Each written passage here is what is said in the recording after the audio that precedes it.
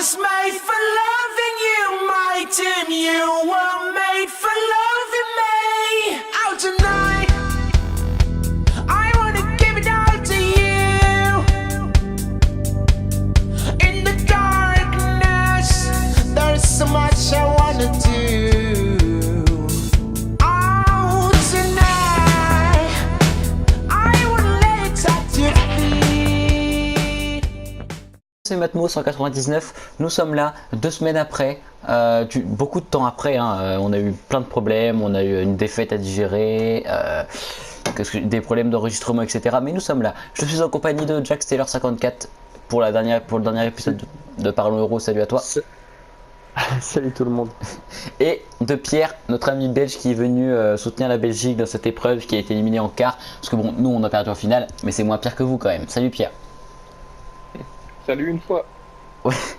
Au passage, allez voir sa chaîne, lien dans la description, il vient de se lancer, il fait du beau taf, je vous invite à aller checker ça. Donc, on va faire. Alors, cette vidéo va être très courte dans le sens où on a du recul, ça fait 2 semaines, l'euro c'est fini, ça vous intéresse plus trop, j'imagine. Mais on a à cœur de faire cette dernière émission, donc ça va être en 3 thèmes. Premier thème, France-Portugal. Deuxième thème, se projeter sur l'avenir avec l'équipe de France. Troisième thème, les pronostics. Voilà. Donc tout d'abord, France-Portugal, on a du recul et ça me fait presque de la peine. Pour vous dire, on a déjà tourné cette vidéo et je la retourne à cause de bugs d'enregistrement et je la fais donc avec beaucoup moins d'envie et surtout, je suis vraiment blasé de cette défaite contre le Portugal et en reparler n'est pas quelque chose qui me fait plaisir. J'imagine qu'à toi non plus, Jax. Bah non, en plus de la façon dont on a perdu, puisque c'était le scénario inverse de France-Allemagne. France-Allemagne en demi, on se fait bouffer, on passe, et puis là, sur cette finale, on les bouffe. Enfin, en tout cas, Moussa Sissoko les bouffe, et puis on perd quoi. Ouais, et Pierre, et là c'est là ce qui est très intéressant et ce qui me plaît vraiment de l'intervention de Pierre, c'est que tu es belge, donc tu n'es pas supporter à proprement parler de l'équipe de France, tu n'es pas français. Qu'est-ce que vous avez ressenti en Belgique sur cette défaite de l'équipe de France, qui, il faut le dire, hein, je sais pas si tu es d'accord avec ça, Jack, ça. Mais en France, après France-Allemagne, on a comparé les scènes de joie à la France 98, etc., les victoires. Et je trouve qu'après France-Portugal, il y a très rarement eu autant de haine, au bon sens du terme et au mauvais. Je te relancerai après, je te laisserai finir là-dessus, Pierre, mais sur ce que vous avez pensé en Belgique. Mais je tiens quand même à dire qu'en France, on a très très mal vécu la victoire parce que tout le monde voyait la France gagner, ce qui est là aussi une erreur parce que tout le monde voyait l'Allemagne passer avant. Enfin bon, voilà, on va pas revenir là-dessus. Et après cette défaite, il y a eu beaucoup de déceptions, bien plus que d'habitude. J'ai eu plein de gens qui ne s'intéressaient pas au foot, ont pleuré, etc. C'était vraiment une grande déception, mais aussi beaucoup de haine parce que dans les 3-4 jours qu'on suivi cette défaite, les insultes anti-portugaises ont que les gens se charrient, ok. Mais il y a des insultes qui sont allées un peu trop loin, des gestes, il y a des Portugais qui ont été tabassés. Je suis un grand fan de foot, j'ai très mal, moins que le PSG, mais j'ai quand même très mal vécu la défaite de l'équipe de France.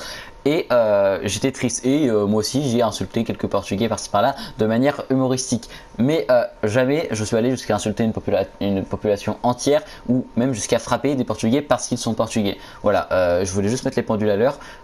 C'est du foot, c'est du sport, on doit être heureux quand on gagne, mais on doit être digne dans la défaite. On s'est peut-être fait voler selon ce qu'on pense. Et c'est pour ça que je te demande ce que vous en avez passé en Belgique. Mais c'est un semi-coup de gueule. Cet euro, il était bien. Il y a eu des beaux supporters si on oublie la Russie et l'Angleterre. Il y a eu Will Griggs on Fire. Il y a eu les Islandais. Et j'ai pas envie que la France ternisse cette image. Voilà.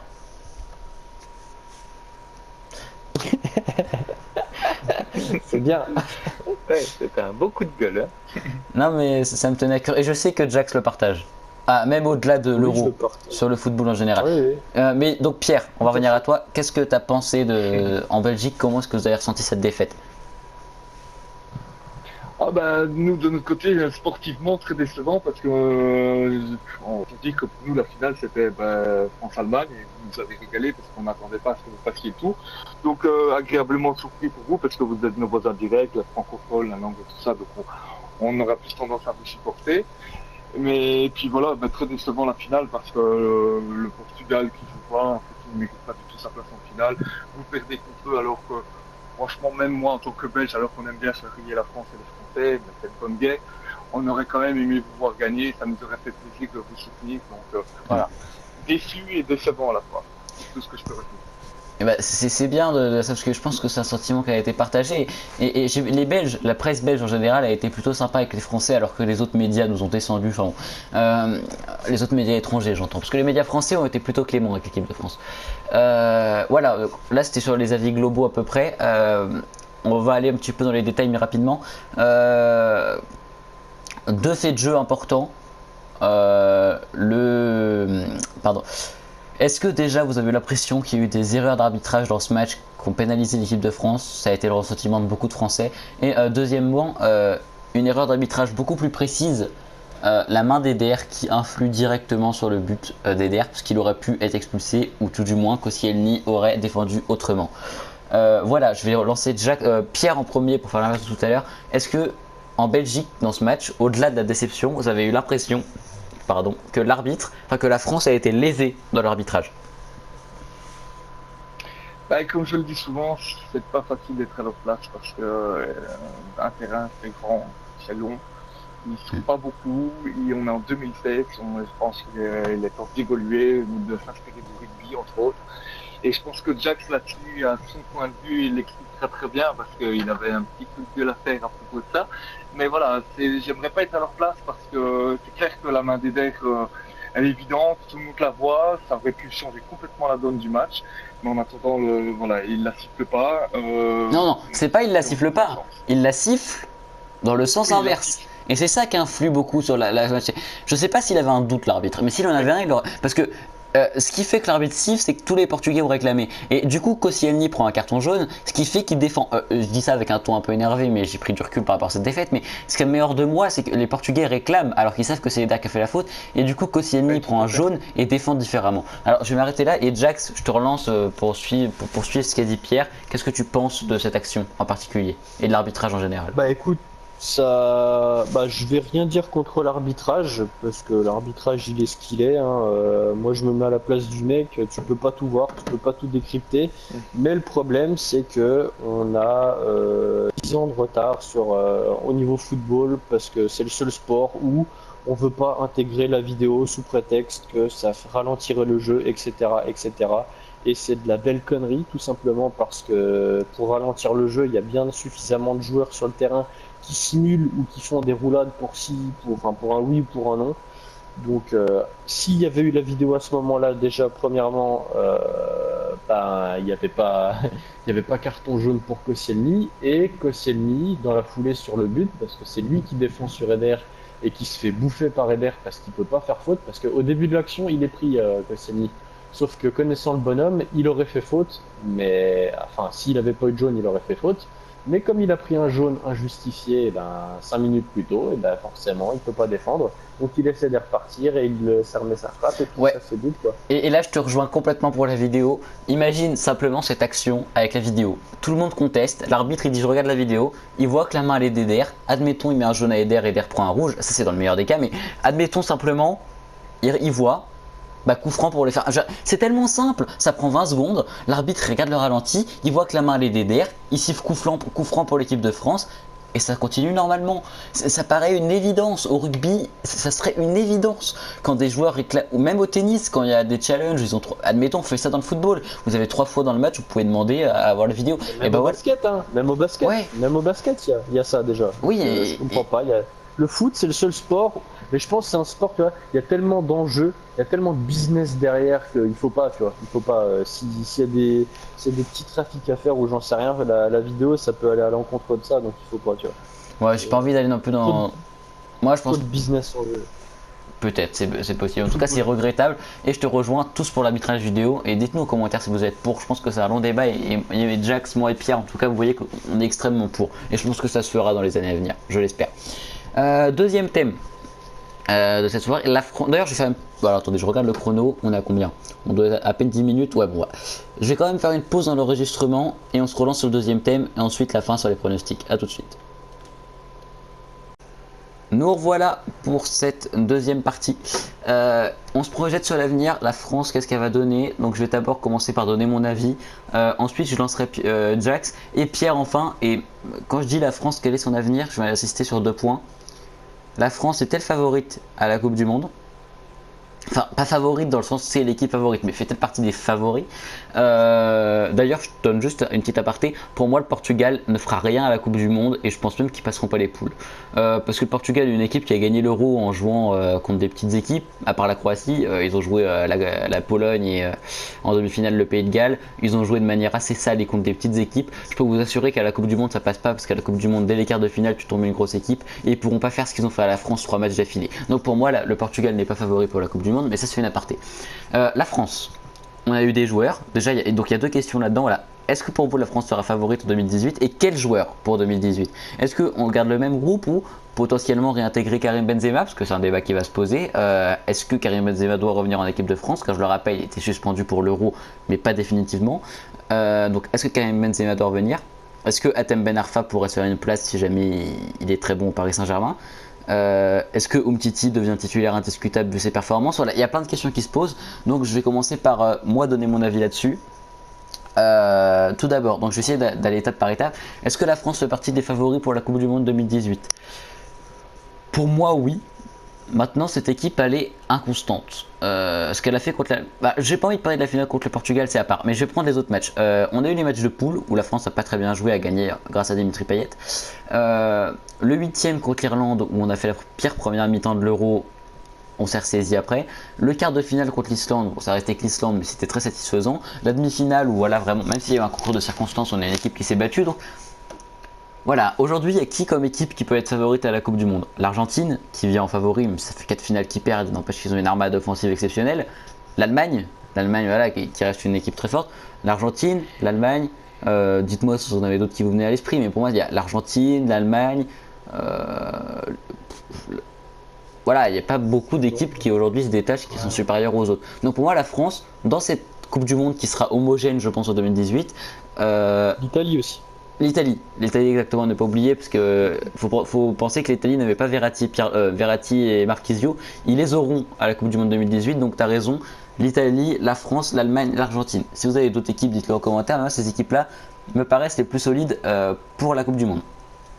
Donc voilà, pour répondre à la première question, la France fait partie des favoris. Et on va faire ça question par question, donc je vais lancer Jax d'abord. Est-ce que pour toi la France fait partie des favoris à la Coupe du Monde et vois-tu d'autres favoris que les 4 cités? Alors oui, la France fait partie des favoris parce que mine de rien, on a intégré pas mal de joueurs qui n'avaient pas d'expérience au niveau international, enfin en tout cas des compétitions internationales. Donc je pense à Coman, je pense à Martial, même Dimitri Payet, hein, mine de rien, c'est pas non plus un taulier des compétitions internationales. Griezmann non plus. En défense, Umtiti, il débutait pareil. Milieu de terrain, N'Golo Kanté, pareil, il débutait. Donc non, il y a eu beaucoup de nouveaux joueurs. Mais malgré tout, quand on voit ce qu'ils ont été capables de faire, même si c'était souvent une équipe à réaction et pas... Enfin voilà, on aurait aimé que ce soit agir plutôt que réagir, mais ça promet de belles choses quand même pour la suite. Donc oui, France favorite, et non, je mets pas plus d'équipe favorite que celle. Ok, et je lance Pierre. Donc si tu nous dis que la Belgique est favorite, on pensera à l'humour belge, hein, évidemment, mais dis pas trop de conneries quand même, on sait tous que la Belgique c'est de la merde, je rigole. Bisous à mes amis belges, je vous aime. Donc Pierre, est-ce que pour toi la France est favorite? Ouais, favorite. Et favori ou favorite?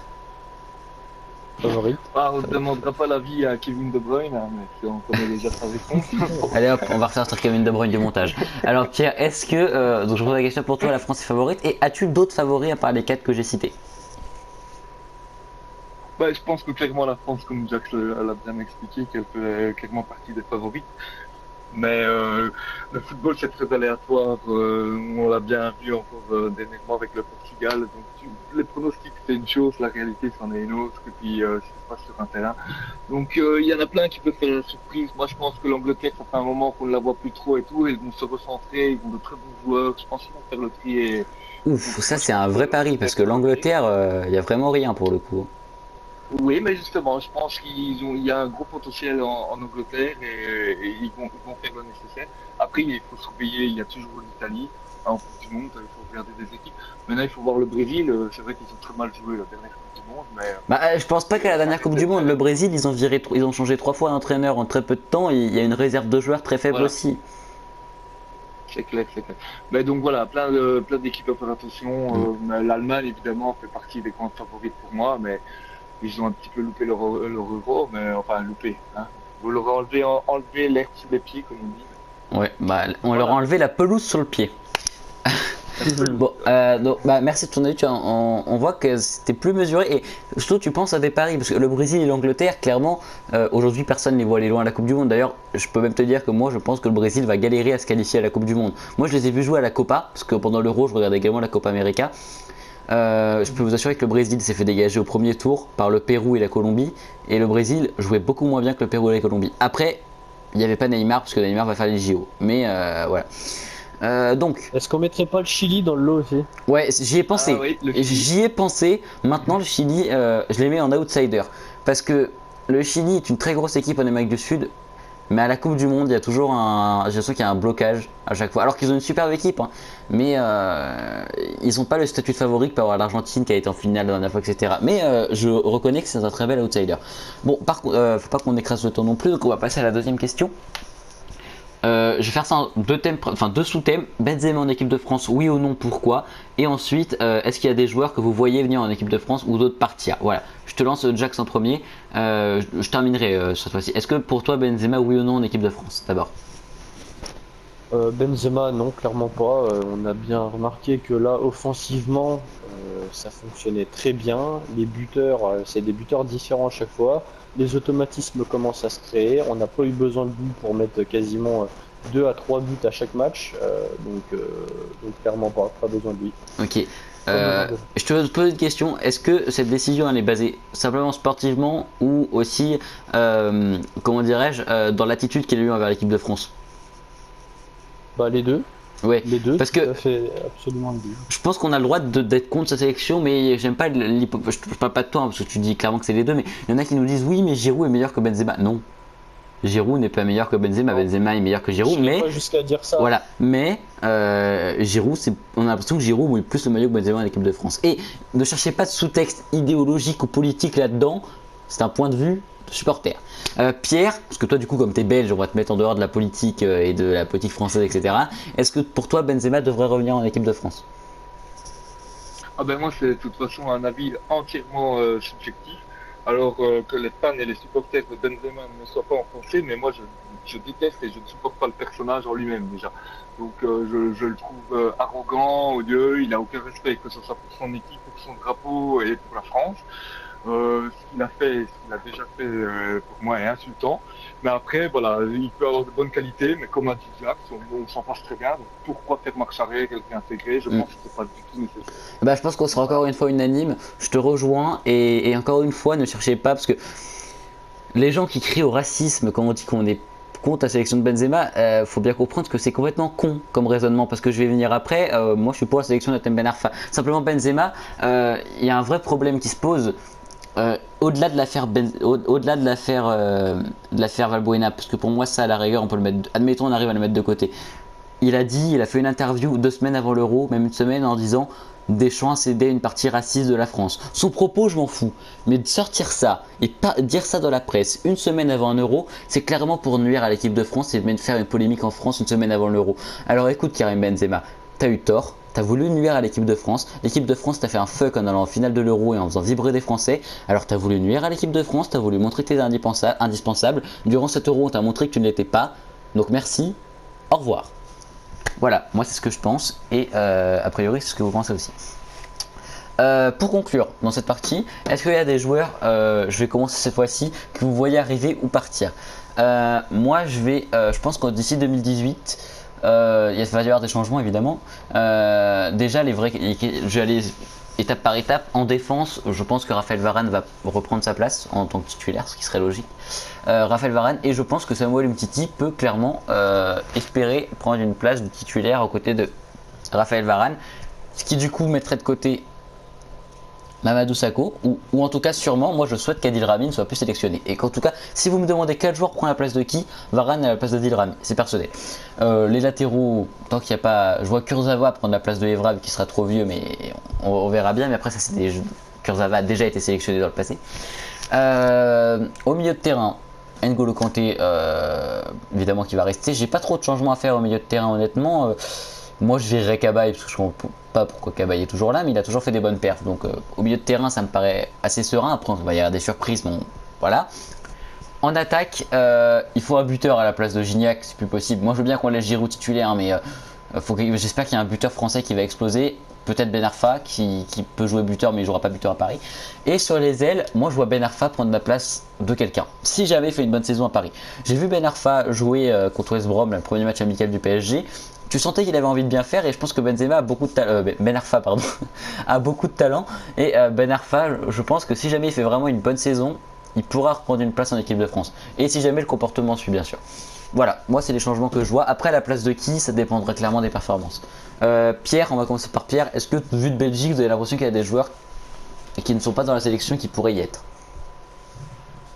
Bah, si vous cherchez un nouveau sélectionneur et qui demande la nationalité française, vous allez bientôt pouvoir prendre Wilmot. Hein. Oui, il a été viré. Nous, voilà. Donc il est libre, hein. Vous pouvez l'avoir. Ah, mais on garde Didier Deschamps, nous. On n'a pas envie de votre mec qui fout Lukaku au buteur. Bon, bref, donc. Est-ce que tu as des joueurs. Oui, mais je connais pas assez bien l'équipe de France, mais bon, moi je pense que vous avez une bonne équipe, il y a 2-3 petits changements à faire, mais je ne m'aventurerai pas sur ce sujet-là au risque de dire des bêtises. Donc, Non, bon, on est d'accord, voilà. Lukaku doit devenir titulaire en équipe de France. Je rigole. Évidemment, c'est une blague. Lukaku est belge. Hein, Pierre? Hein, Lukaku il est belge. Hein, vous l'aimez en Belgique? Bah, oui, fameusement belge. Hein. Enfin, Jax, pour conclure cette dernière partie hors pronostic de cette série par l'Euro, t'as 2 minutes pour nous dire si tu vois des joueurs arriver ou des joueurs partir.